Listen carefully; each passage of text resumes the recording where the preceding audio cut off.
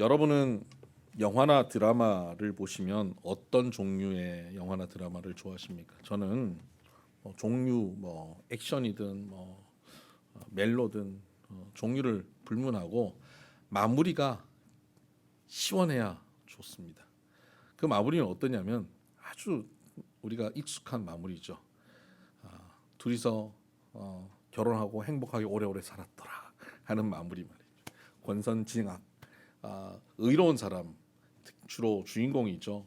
좋은 편, 우리 편은 잘 되고 악한 놈들, 나쁜 놈들은 벌을 받고 그런 결론이 내려지는 영화나 드라마가 참 좋습니다. 유치하죠. 이런 거 좋아하면 되게 유치하다 그래요. 요즘은 마무리가 착한 놈도 없고 나쁜 놈도 없고 의인도 없고 악인도 없고 다 거기서 거기고 현실은 냉혹하고 열린 결말로 끝나버리는 거예요. 실컷 가다가 열린 결말로 끝나버리면 이게 뭔가 싶어요. 되게 허탈하기도 하고 허무하기도 합니다. 신앙생활을 할 때도 우리는 이런 생각을 갖고 있습니다. 우리가 이렇게 열심히 신앙생활하고 하나님께 성실하게 믿음으로 나아가면 하나님은 반드시 우리에게 아름다운 신앙의 결실을 주실 것이다 라는 기대를 갖고 삽니다.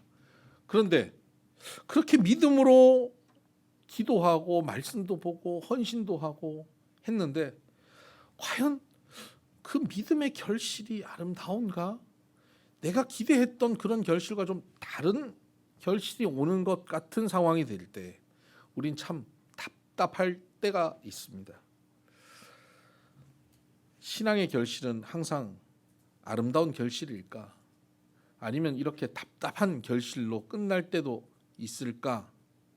이런 의문, 때로는 두려움, 걱정이 우리에게 있죠. 오늘 성경의 본문에 나오는 요시야 왕을 통해서 믿음의 결실이 어떤지를 한번 살펴봤으면 좋겠습니다. 요시야 왕은 오늘 우리가 읽은 말씀에서 24절, 25절에서 보면 요시야와 같이 마음을 다하며 뜻을 다하며 힘을 다하여 모세의 모든 율법을 따라 여호와께로 돌이키는 왕은 요시야 전에도 없었고 후에도 그와 같은 자가 없었더라. 여기서 증언하는 것처럼 요시야 왕은 전무후무한 왕입니다. 무엇에요? 하나님의 말씀을 따라 하나님께 돌아서는 전무후무한 왕. 이전에도 이후에도 이와 같은 왕이 없었다. 최고의 칭찬 아닙니까? 하나님께 어마어마한 헌신을 한 사람입니다. 요시야가 왕이 되던 배경은 이렇습니다. 히스기야 왕이 종교 개혁을 하고 얼마나 많은 부흥을 맛보았습니까? 그런데 말년에 좀 교만하고 넘어졌었죠. 그리고 그의 아들 므낫세가 왕이 됩니다. 55년을 통치합니다. 그리고 므낫세 이후에 아몬이 왕이 돼서 2년을 통치하는데 그 57년간의 남유다는 가장 악한 상황으로 치닫습니다. 므낫세는 남유다 북이스라엘을 통틀어서 전무후무한 악한 왕이었습니다. 근데 이 악한 왕이 55년을 통치했으니 남유다에는 얼마나 추악한 죄가 가득했겠습니까? 더러운 우상이 예루살렘에 들어오고 성전을 더럽혔으며 성전은 버려졌습니다. 아무도 성전을 출입하지 않아요. 성전에 예배하러 가는 사람이 없는 겁니다. 문이 닫혀버린 겁니다.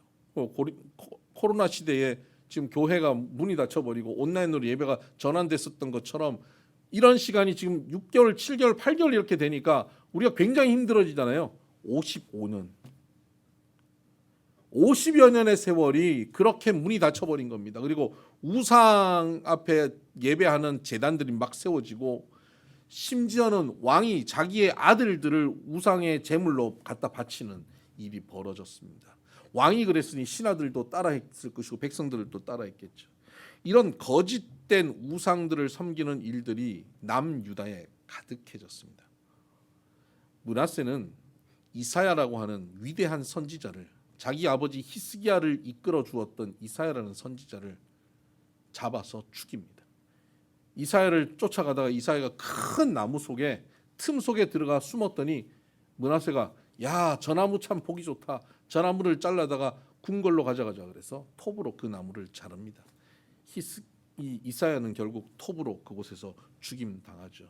히브리서에 나오는 톱으로 켜서 죽임당한 그 의인이 바로 이사야입니다.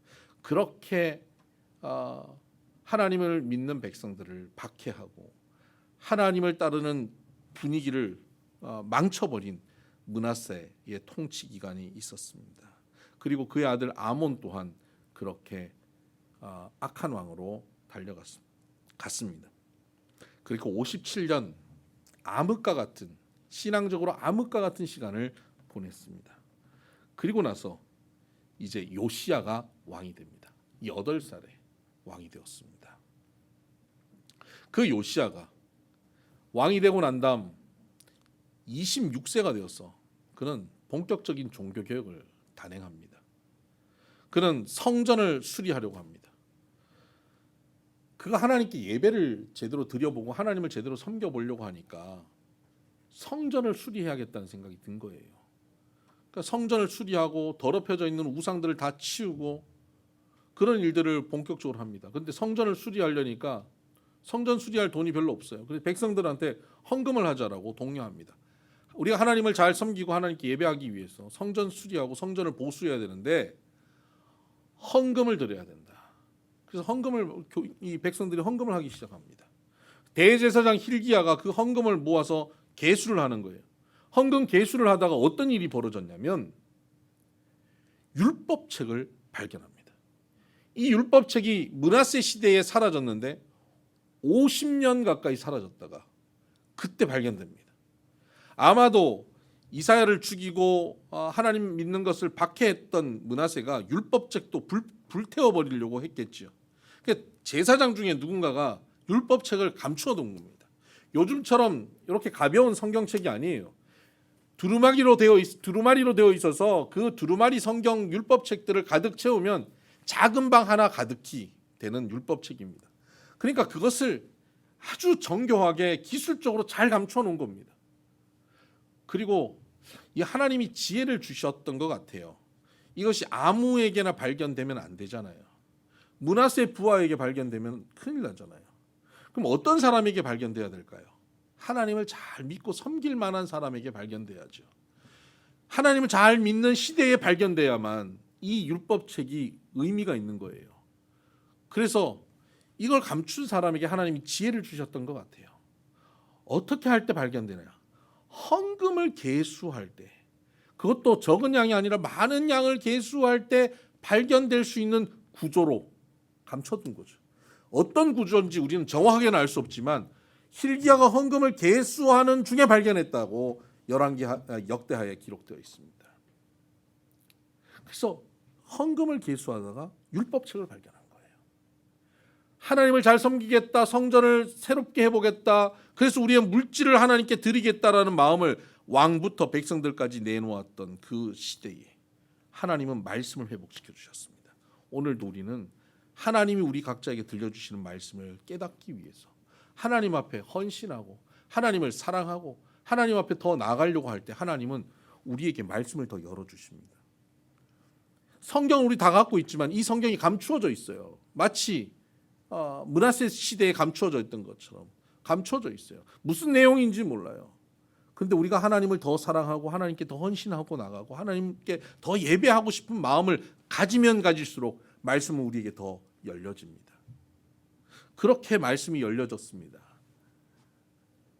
요시야에게 이 말씀을 들고 와서 읽어드렸습니다.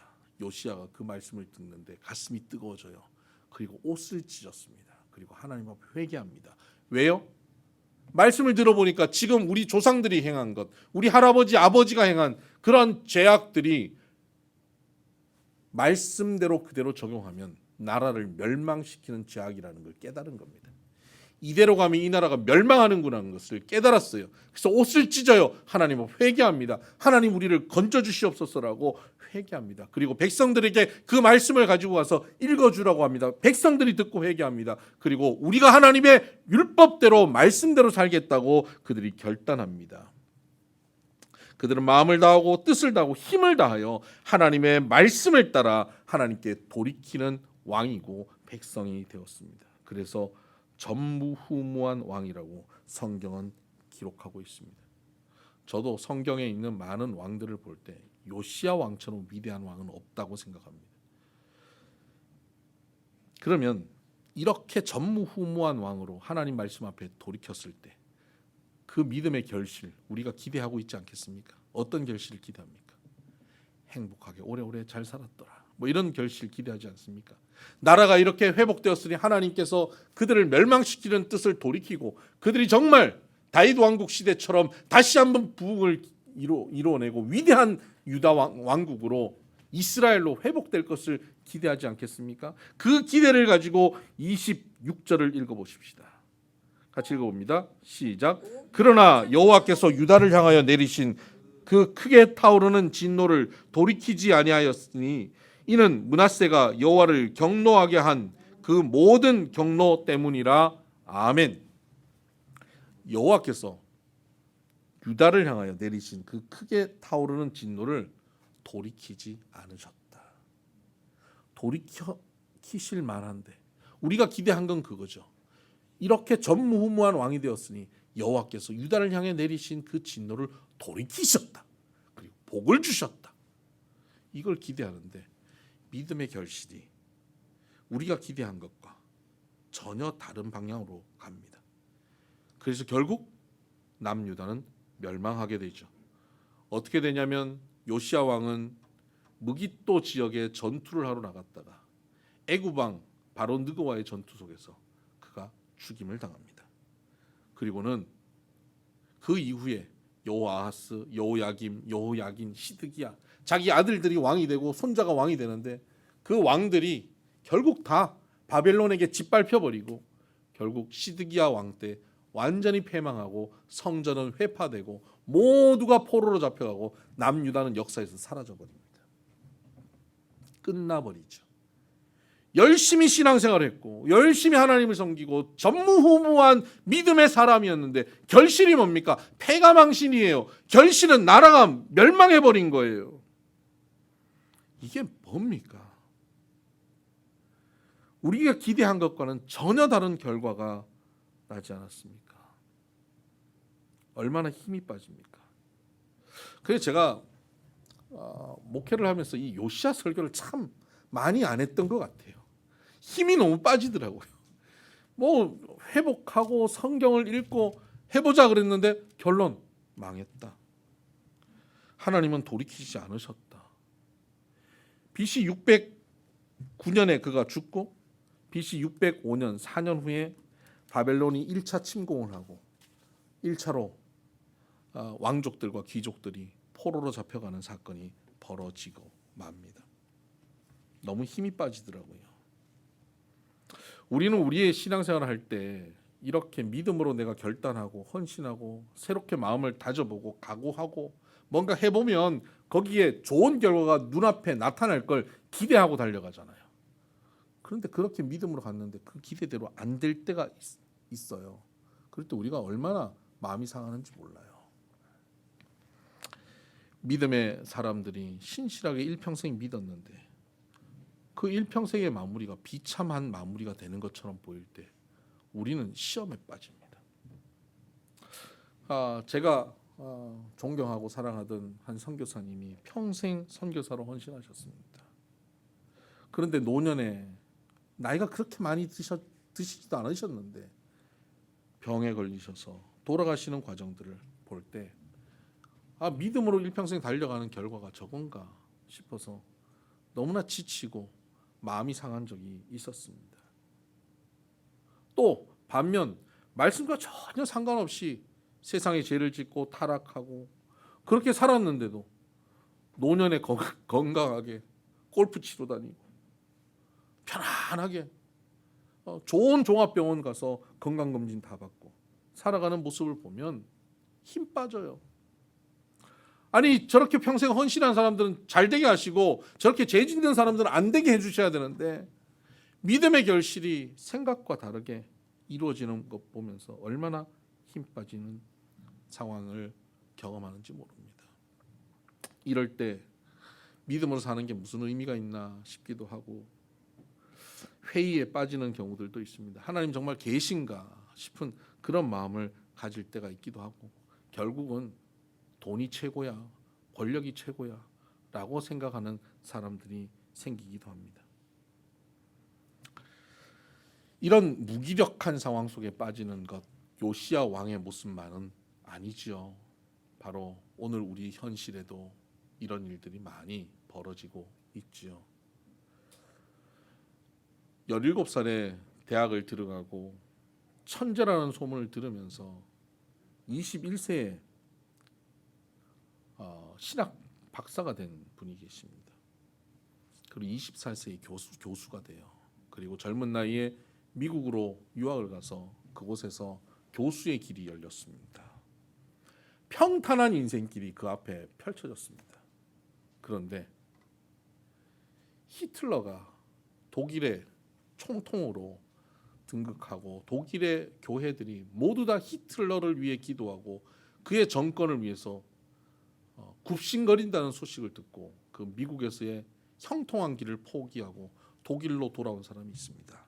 그의 이름이 본회퍼입니다. 본회퍼는 결국 독일로 돌아와서 독일 교회를 회개시키기 위해 설교합니다. 그런데 멈추지 않는 히틀러 정권의 악행들을 돌이킬 수가 없었습니다. 결국 히틀러를 암살하려고 하는 조직에 가담하게 됩니다. 미친 운전기사가 운전하는 버스에 다친 사람들을 불러다가 그 사람들 상처를 치유해 주는 것에 목회자의 삶이 다해서는 안 되겠다라는 결론을 가집니다. 목회자가 사람을 죽이는 일에 참여하는 것이 바람직한가 하는 고민에 빠져 있었지만 결국 미친 운전자가 운전하는 버스에서 그 미친 운전자를 끌어내리는 것이 목회자의 길이라고 생각하고 그는 암살 조직에 참여합니다. 이 암살단의 계획은 수포로 돌아가고 1944년에 그는 투옥됩니다. 그리고 1945년 4월 9일 그가 교수형에 처해집니다. 그가 죽은 후 3주 후에 히틀러는 자살하고 한 달 만에 독일은 패망합니다. 그의 인생을 보면 참 안타깝습니다. 본회퍼는 앞으로 살아갈 날이 창창한 39세의 젊은 목회자였습니다. 위대한 사람이었습니다. 굳이 이렇게까지 하지 않아도 되는데 그가 열심을 다해서 하나님 나라 위해서 복음으로 믿음으로 살았지만 그의 결론은 교수형이었습니다. 그리고 그는 그의 스스로 어떤 노력으로도 독일을 막아내지 못했습니다. 그의 인생은 실패 같았습니다. 그러나 그의 인생은 이렇게 끝나지 않았습니다. 실패 같아 보이던 그의 인생이 그가 끝나고 난 이후에 지금까지 지속됩니다. 본회퍼는 지금까지 나온 신학자 중에 가장 많은 신학생들과 목회자들에게 영감을 주는 스승이 되었습니다. 오늘도 많은 사람들은 본회퍼의 책을 읽고 본회퍼의 영향을 받아 믿음의 길을 걸어가고 있습니다. 그가 저작한 책들은 오가는 세대에 많은 사람들에게 읽혀지고 있습니다. 그의 삶은 모든 사람들에게 본이 됩니다. 그의 믿음의 결실로 독일뿐만 아니라 이제 전 세계 곳곳에 불의하고 정의롭지 못한 상황 속에서 복음이 어떻게 정의롭게 그곳을 변화시켜 가는가를 깨닫게 하고 그 일에 헌신하는 사람들이 그 땅을 변화시키게 되었습니다.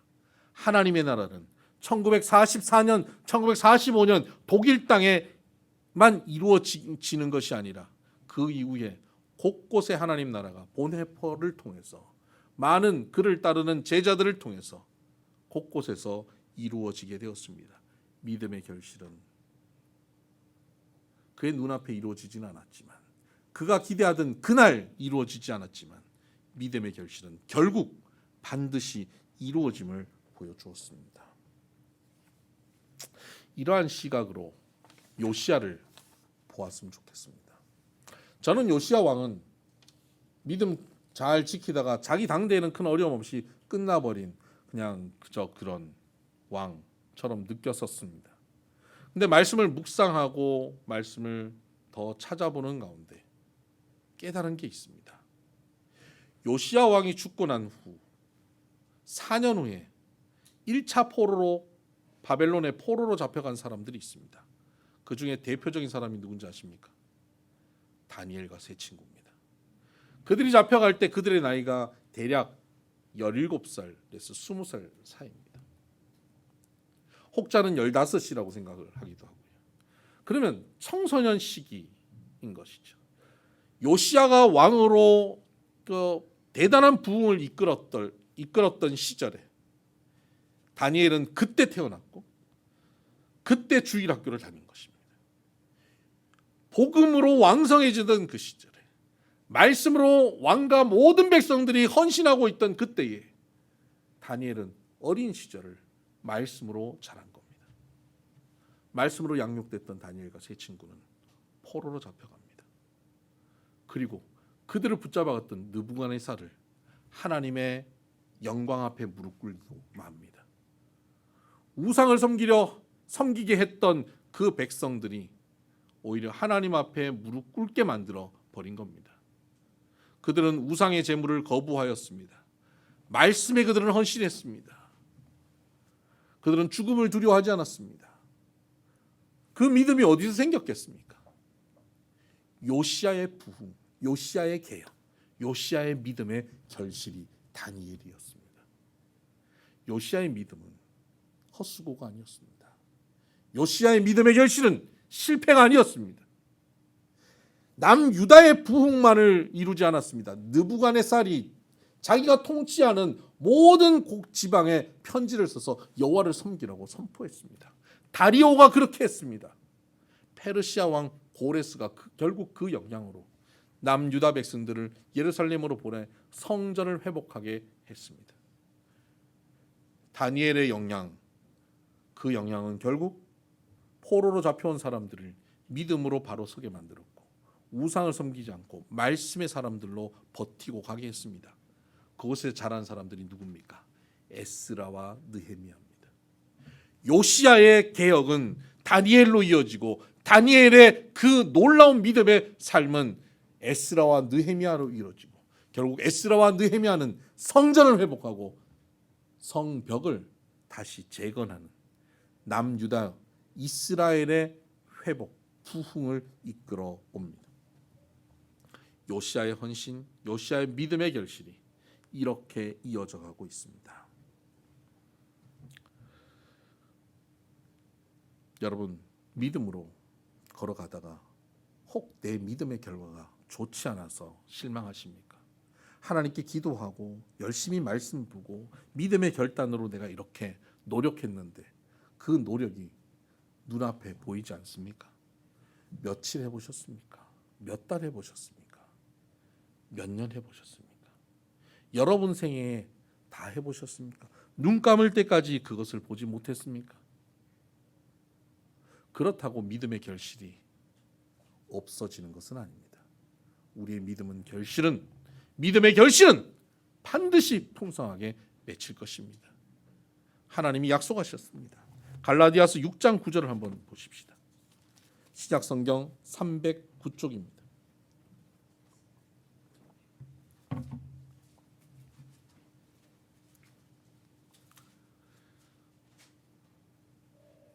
갈라디아서 6장 9절입니다. 다 같이 한 목소리로 한번 읽어보십시다. 시작. 우리가 선을 행하되 낙심하지 말지니 포기하지 아니하면 때가 이름에 거두리라. 아멘. 선을 행하고 낙심하지 않으면 포기하지 않으면 때가 이르는데 그때 거둔다는 것입니다. 육신으로 심지 않고 성령으로 심는 자는 반드시 거둘 것입니다. 믿음으로 심는 자 반드시 거둘 것입니다. 오늘 우리가 결단 찬양하게 되는 찬양이 선한 능력으로라는 찬양입니다. 이 찬양을 작사한 이가 바로 본회퍼 목사님입니다. 그가 죽기 전 감옥에서 그의 약혼녀에게 편지를 보내면서 이 시를 보냈습니다. 주의 선한 능력으로 안으시네. 그 크신 팔로 날 붙드시네. 절망 속에도 흔들리지 않고 사랑하는 주 얼굴 구하리. 선한 능력으로 일어서리. 주만 의지하리 믿음으로 우리 고대 한해 주 오실 그날 영광의 새날을 맞이하리. 승리의 새날을 맞이하리. 보네포 목사님은 눈앞에 죽음이 있었지만 그 죽음 너머에 이루실 하나님의 승리의 영광을 보고 있었습니다. 주의 선한 능력은 반드시 승리하게 하신다는 사실을 믿었던 것입니다. 오늘 믿음으로 걸어가며 실족하고 허망해하고 지쳐있는 이들이 있습니까? 주의 선한 능력으로 그 일을 반드시 이루실 주님을 기대하며 걸어가는, 소망하는, 절망하지 않는 걸음이 우리의 걸음 되기를 주의 이름으로 축복합니다. 기도하십시다.